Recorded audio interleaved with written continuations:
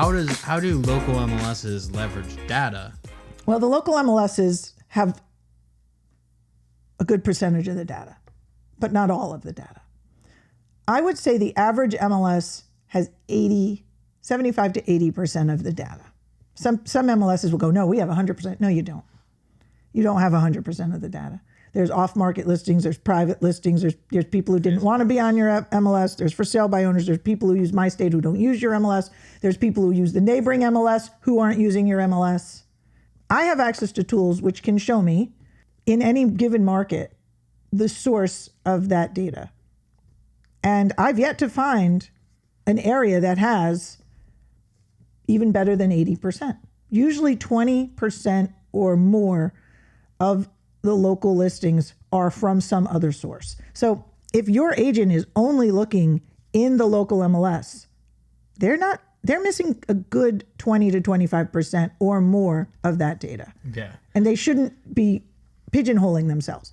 And they use RPR, which is another great tool that aggregates a lot of the data, but RPR doesn't have all the data either, because some of the MLSs, the same ones that have the clear cooperation rule, don't share their data on RPR. They don't let other MLSs see their data. MyState doesn't do that. We do send your listing to RPR, which is the Realtor Property Resource tool, and you have to be a realtor to access that tool, but you don't have to be a realtor to have your listing on that platform. If you put your listing into MyState and you check the RPR box, your listing will go to RPR. And anyone, anywhere in the country who's a realtor who accesses that platform can see that listing. So a lot of people ask me, well, how will the realtors see my listing if my listing doesn't go in their local MLS? And our answer is RPR. Because all of them, if they're not a member of MyState and they are a realtor, they have access to RPR. So the initial question that we were talking about, though, was data and how local MLSs use it. To me, the biggest point of data, at least from what our salespeople hear with their boots on the ground, is how it impacts ShowingTime. Because ShowingTime itself as an application doesn't have any unique features that ShowMojo can't give you, or even what we have built into our MyStateMLS software. There's nothing different about the actual features. However, they've set it up in a way where the data from that MLS can only be seen by members of that MLS. Yeah, they walled it off. They walled it off under clear cooperation rule, right? The hypocrisy is astounding. It is actually astounding. They will fight for this clear cooperation rule and then lock people out of ShowingTime, lock people out of the lockbox, lock people out of forums, because they don't really believe in clear cooperation at all. The cooperation is clearly through them. Yeah, right, exactly. That's all they believe in.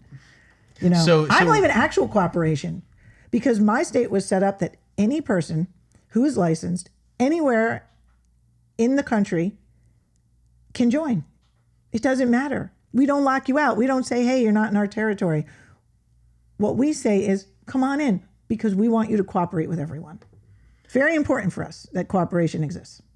So what would you say to that broker or agent who ShowingTime is a must for them, but they want to use MyStateMLS? How would you respond to that as an objection of sorts?